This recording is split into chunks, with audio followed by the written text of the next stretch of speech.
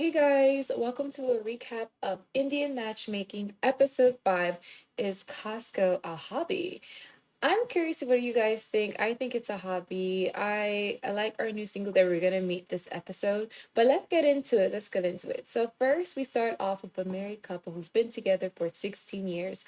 And the greatest takeaway that I took from their conversation is how her husband said that he never outright says no. He actually says, we'll see. And I thought he was just dropping gems that not only can apply to marriages, but also in life in general. So I like that we started the episode with a quick, useful advice. So we're now in London for Miss Priya, and she is excited to meet up with Vim. They're going on their second date. Remember, Vim is our top knot guy. He checks off a lot off of Priya's list physically, but also she is very mindful whether or not it's going to be a match emotionally to something that will lead into a marriage. So we're looking out for our girl Priya. So then he's excited. He's through the moon, to the moon, excited for this date. And they have actually some good questions they want to ask each other. So they joke around about tattoos, and I thought they were having fun and playful conversation, which is super different compared to Priya's previous dates, where the conversation was quite dry, wasn't flowing, it was very technical. But with Vim, you kind of see her be a little playful, and I like that because what I noticed from Priya, she is so serious. She is super serious. So I like that with Vim, he kind of taps into her playful side. But all fun and games for Priya at first, but she gets into some serious questions. So the hard question that she asks Vim is, what is one thing that his exes could say about him that he needs to work on? And he opens up first with a joke, but then he gets serious and says that, from his exes, they can say that he wasn't as open or not open enough, which was kind of shocking because I felt like Vim was super, super open, very optimistic, super positive, high energy for this date. So I thought that was quite interesting that that was the feedback he got from his exes. So that's something that Priya has to be mindful of to see if he's true to, learning from his past mistakes. He says that he's improving, taking baby steps. But from what I see so far, it seems like he's improving. He's doing a good job. So, Priya, she wants to ask and figure out what's the ideal partner for Vim. And Vim, he makes a statement that shocks Priya. He says to Priya that the ideal person is pretty much someone like her. Someone who has a great smile, someone who is positive, that she checks off a lot off his list. And he's pretty much putting, Priya on a pedestal. And I'm like appreciating him, appreciating our girl Priya. But Priya, her response is so interesting. She's actually taken back by this. She's like, he's putting me on a pedestal too soon. And I was like so confused with that. I was like, is that the complaint of this date? Like, really? She really did find a complaint to say about him. So, you know, we get to know a little bit more about her feelings, but I found that quite shocking and a little bit unusual. Most women want to be put on a pedestal. I can think in the show Jewish Matchmaking, our single girl Danny, she said the guy has to be obsessed with her, and I was like, okay, I get you, girl, I get you, but Priya is completely opposite. So it's so fascinating to see that. So let's see. We have to follow up with this girl because this girl, oh my god, Vim is good. Give Vim a chance. So guys, we're now in Mumbai. And Seema, she traveled all the way to Mumbai to speak to a reader just for Priya. So she does this for all her clients, but this time it was for Priya, which I was kind of sad because we were getting so much tea. I was like, oh my God, Seema, I want the tea for everyone else. Ask her other questions. But, this trip was for Priya. So what she asked is, what's the future for Priya? And pretty much the reader says that she already has a type and she's the type that will not settle. So, what the reader said is that Priya will get many opportunities, but she will not take them, and she has to have a lot of work done onto herself emotionally, so she can overcome this issue. And the universe puts Seema in Priya's life to actually help her on this journey. And I thought that was so amazing how the reader was able to pull all this information. And honestly, I wanted her to continue reading for the other clients that, Seema has, but we don't get that. So I was so fascinated, and I hope this is not our last time for seeing Seema with a tarot reader, because I'm so curious about the other people. So now we're back over to, we're gonna see an update on Viscash. Remember Viscash, he pretty much rejected Anjali. I don't know why. I thought Anjali was such a great time. She was super positive, a fun date. But Viscas, she's looking for someone he can seriously view as a person to marry. So Seema is setting him up with Namrata. Okay, Namrata, she's tall, she's educated, she's born in India, and she's an extrovert, which is gonna be on paper a supposedly good match for Viscas. So Viscas is an extrovert. She's an extrovert. Let's see two extroverts in a room light up the room. Okay, so she comes in and they're having like a lunch, and she's like super sweet, super bubbly. She's a great talker. He asks her questions, she responds, and she's so very thoughtful of her answers. And from my perspective, it looked like they were having a great time.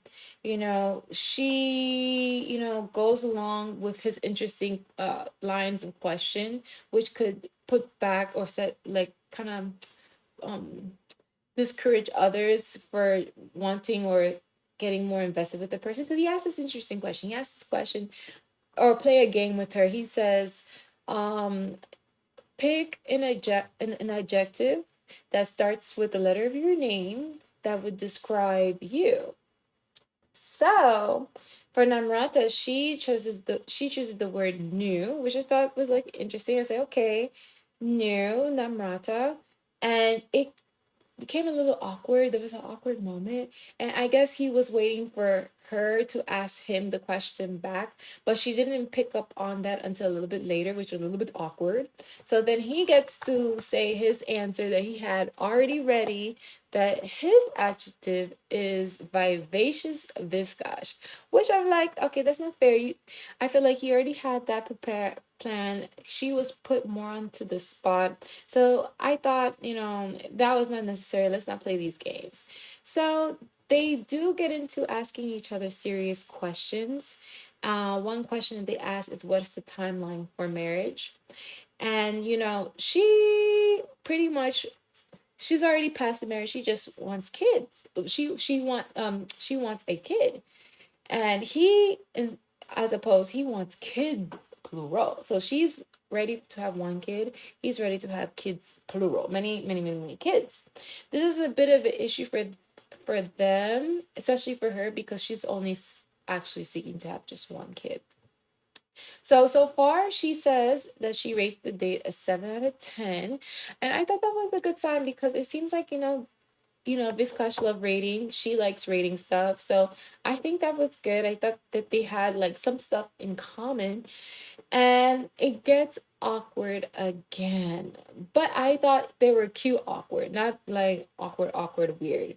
So when we get a confessional from Viscash, and he's saying that this date actually feels like an interview for him, which is not good, because it means that he has no spark and he doesn't see our girl Namrata as someone he would want to marry. So, you know, Namrata is not reading the signs that he's not really interested. And she asks him, she takes the lead and she asks him, when are we going to see each other again? And I felt like she shouldn't have to ask that if the date was going well. I thought that was a no. I didn't think she should have done that. I said, that me, I could never, never, never, never do that. Okay. But Viscashi was honest, and he was honest politely. He says, and he declines and say that no, that he had a good day, but he didn't see a future and moving forward with her. So she is cool, she is respectful. They end the date, he pays for the date.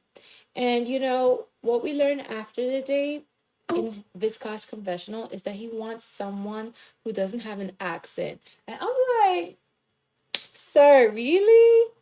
Really? He doesn't want someone who has an accent, but he wants someone who speaks Hindi. It's like he finds a new reason why he can't settle down with someone. So he felt like she was a little bit too Indian for him. So this was super, super, super confusing for me. I'm like, sir, you're super Indian too as well, are you not? I can't wait to Seema hears about this date to see what's her take on this. She's gonna be so confused. Girl, she's gonna be so confused.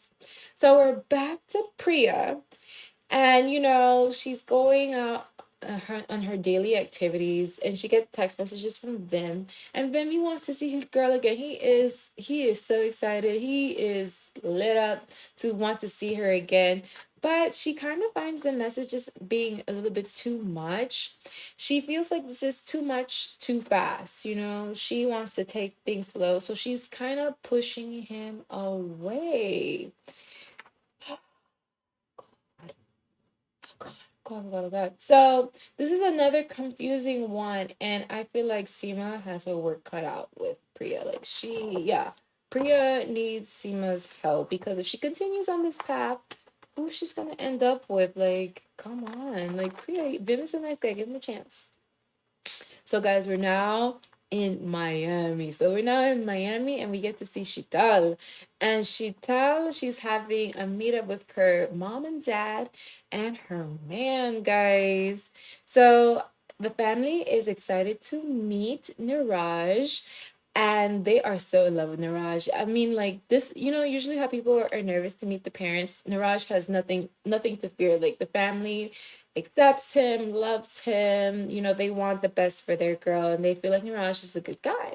And from the meeting, I thought so too. They had a great laugh. It felt like home, felt like family already. So we haven't seen Shital, remember, it since Forever in a Day. She was on a previous season, and this match, Niraj, was actually set up not by Auntie Sima, but her sister. So the dad, he is already speaking and talking about planning for a wedding. And this is in front of Niraj, so Shital gets a little bit embarrassed because he hasn't properly popped the question. So it's a matter of when, like, it's like, when's it gonna happen? When's it gonna happen? So the dad, he's like speaking from the bottom of his heart. Everyone is like enjoying the moment. He's really happy for his daughter. And if Shital wanted a wedding tomorrow, he would say, no, not the problem at all. Like, he's ready to go. Okay. And I'm so happy for Shital. So here we go again. We're going back to Priya. What mess Priya is going to give us today?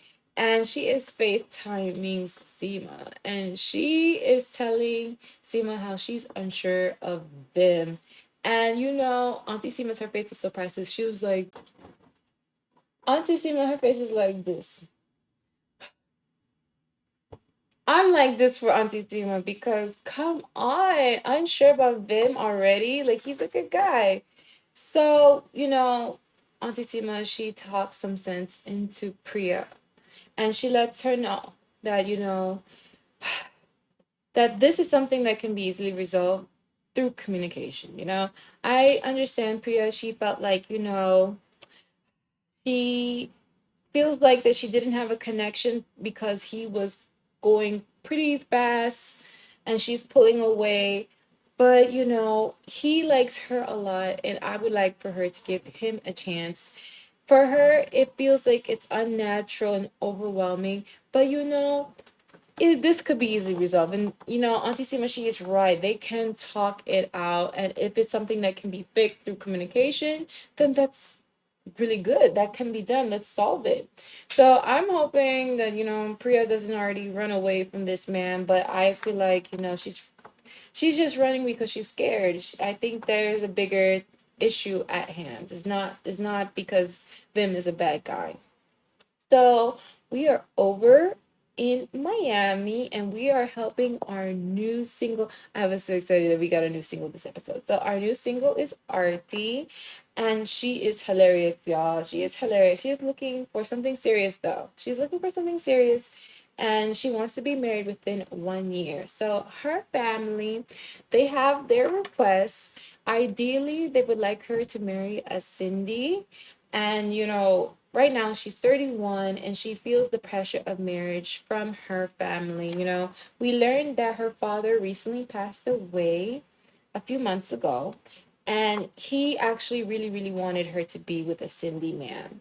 So that's pretty much the reason why she's doing this and why she's going through this process. Her dad was actually a jeweler, and he had hopes to, once his daughter got proposed to, that, he would be the one to help design her wedding ring. So I thought that was super sweet. And I was like, wow, that's very sentimental and emotional kind of moment for her. So Seema is here to help. Artie, Artie wants someone who is motivated in their career, to have a good upbringing, but with a slight edge. I like her request because it's always like a little something extra to it, never plainly just this. So she wants someone who was brought up in America but has the same cultural base as her. She wants someone who's good natured, and the mom, she makes a request that she wants someone who is tall and muscular. For her, she wants someone who's able to cook meals and, to relax, balance. Uh, Also, someone who will take her to Costco. She is our Costco girl. She likes Costco. It's a hobby. That's the title of the show. So I thought that was so hilarious to hear that from her. But she shares, ultimately at the end, that her father wants her to be with someone that makes her happy. So she is not too caught up with him being Cindy. She's open minded, but we'll see because they'll say that, but that will not be the case. So we'll see, RT, what you're gonna give for this season. So, guys, we're back to Priya, and she's with Vim, and I'm like, these two could not be any more cute. Can you imagine those two old together? I could already see it. I see them getting old together. So Vim, he senses, and I'm so happy he gets that, because some people probably would have missed that. They would not have seen it at all. So he senses that he has done something wrong. And that leaves an opening for Priya to share that she is not used to hearing or meeting or experiencing someone who wears their heart on their sleeve towards her. And for her, that can be overwhelming. So, ultimately, my viewpoint is that she needs more time, and he is such a good guy, like I said before, and this is her opportunity that to have something that is so great. The thing is that Vim is so understanding, so patient, and he still taps into her playful side, saying that, get comfortable, you don't have to be so serious. And I felt like she was, happy to see how he received, how she expressed how she felt, and that's great. That's a great start because they had their first little conflict in a way. So I'm happy they talked about this instead of her just running away from this, because ultimately I feel like she was close to just ghosting him. So they hugged and they kissed, y'all. They kissed it out, and I was like so gushy. I was like, aw, and you could see Vim, he's so smitten by her. Like he gives her so many kisses, so many hugs for her to, to get comfortable, to say pretty much they're together in a way, okay? So y'all, next we are seeing Shital with Niraj, and they're out in a park, and I'm like, this is giving proposal vibes. Like he looked like he's about to propose. So they're walking through this park, and they meet up at a bridge, and I'm like, oh my god, it's gonna happen now. It's gonna happen. It's gonna happen. And Shital, she is just so happy. She's saying how her family's happy with Niraj, and Niraj, he brings up like the long distance situation, one in New York, one in Miami, and he's saying that, we need to change this. And I'm thinking, okay, he's about to propose, but then he just gives her a key to the place that they're gonna be staying together. So I'm like, really pulling at my heartstrings. They almost got me this episode. So we'll stay tuned, but we'll keep an eye out on this couple. So guys, that was the recap of Indian matchmaking. What are your thoughts? Is Costco a hobby? Because it is for me. I like going to Costco not only for the samples, but to see what new stuff they have. And even though like I know everything in there, I feel like I still like to browse around and look and just I don't know, it's a vibe. I get it. I get it. I completely get it. So guys, do not forget to like, share, and subscribe. I appreciate every one of you, and as always, share as much kindness as possible. See you guys soon. Bye.